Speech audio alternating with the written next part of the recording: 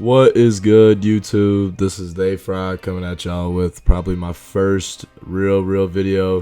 Actually a little voiceover, kind of talking about how to be a better pick and roll defender, how to basically be a better defender in general on 2K. And yeah, man, I'm just gonna kind of show y'all the little stuff that I look at on defense and kind of the little stuff that I do on defense. So we'll go ahead and get into it. So on the first little clip that we're going to see right here, I'm basically just going to listen to my lockdown. The biggest thing about pick and roll defense is just communication and listening. So Justin tells me he's good. I just listen, back up, and obviously I still hard hedge it so Splash doesn't get a free rim run. Basically takes a bad shot, Justin gets a good play, gets a block.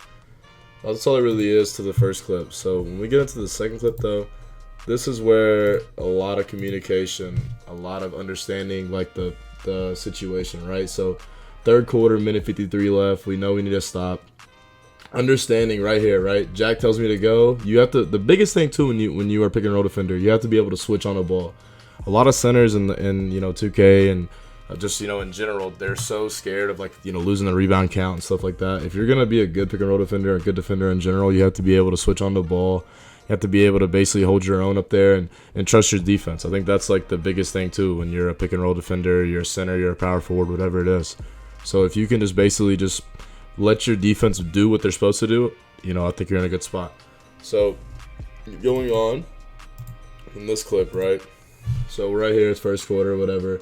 Splash obviously has a slip, he doesn't throw it. And understanding too, like your matchup, right? Understanding like weaknesses and tendencies and stuff like that. Obviously, Rhea's a little upset because he didn't get on the slip. You just stay solid, get you a free basically break start right there. Ain't really nothing to it. The biggest thing I would say though, as a pick and roll defender and just as a defender in general, is understanding situations, right? If the clock's running down late, don't reach at something. If you can't get the obvious steal, just basically trusting your defense. I feel like a lot of guys that play pick and roll defense and a lot of guys that play center, they don't actually let their corners be corner players. They don't let them, drop and stuff like that. If you're a center that sits in the paint and kind of lets their lock die, how can your corners even make a play if they're always guessing? So I feel like with being on ball and being a pick and roll defender on the bottom of the screen, just understanding like if a guy gets beat, you step and you let your corner drop and you rotate. And I feel like a lot of things too with centers too is like once you step or like once you get beat, being able to rotate to basically the helper. So another reason I feel like a lot of guys have problems on defense and a lot of guys kind of are obvious what they do is they do the same thing every time. The big thing about pick and roll is understanding that everything has to be different every play, if that makes sense.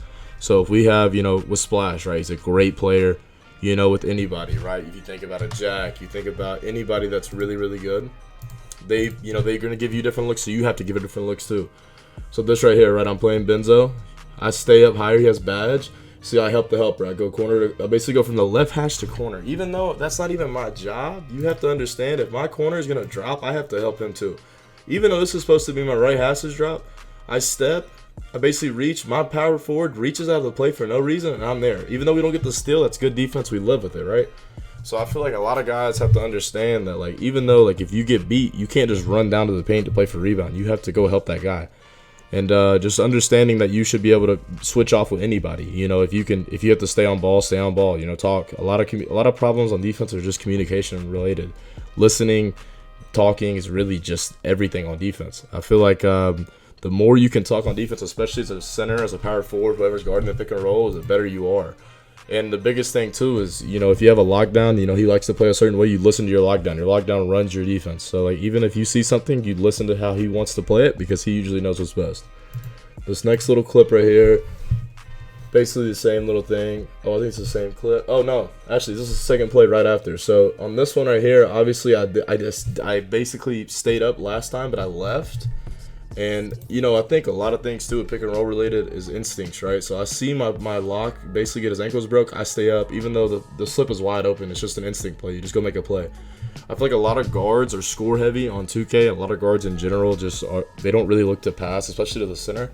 So if you make these guys be passers, you get them out of a rhythm. I feel like rhythm is a huge thing in a guard's game. It's a whole lot different. It's a whole lot different for a guy that has to worry about a center coming at him every single play. Or like, I might step this time, I might bait the slip this time. You just never know.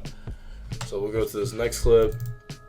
With this next clip, it's a little bit different, right? So Obviously he has the slip, but I'm also playing in between. I hold crown. That's another thing too. When you are a center and you basically can hold a guy in the paint for, to basically make the point guard be on an island with that lockdown, that's another thing too that's like kind of underrated in pick and roll. Just basically making him ISO that lock. Obviously right here I jump at the first one. I know Benzo has to go right back up. I get a snatch block. We're going the other way.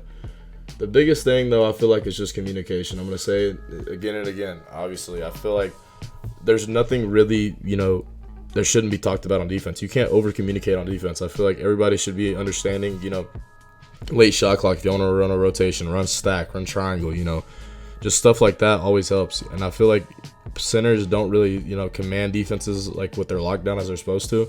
And I feel like that's the biggest difference right now between like the elite centers in the league and, the elite centers in Proam than some of the guys that are average. And I think that's going to be the biggest thing going into the draft. What teams look for is a guy that's really going to command a defense on, at center or power forward, whatever regards to pick and roll.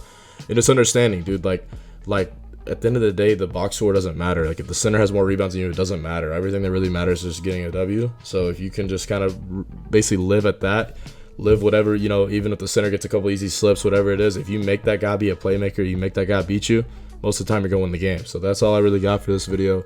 Obviously, I'm going to come back with, with a couple more videos here and there. I'm guarding corner now. But, I feel like pick and roll defense is something that's really, really undervalued. And I feel like a lot of people don't really have good pick and roll defense. So I wanted to make this video to kind of understand, kind of basically explain and help y'all understand kind of what I look at and kind of why I play the certain way I do. I feel like once people stop looking at box scores and they start just watching the games and watching how people actually play, it'd be a lot different. A lot of people would think of a lot of different players differently.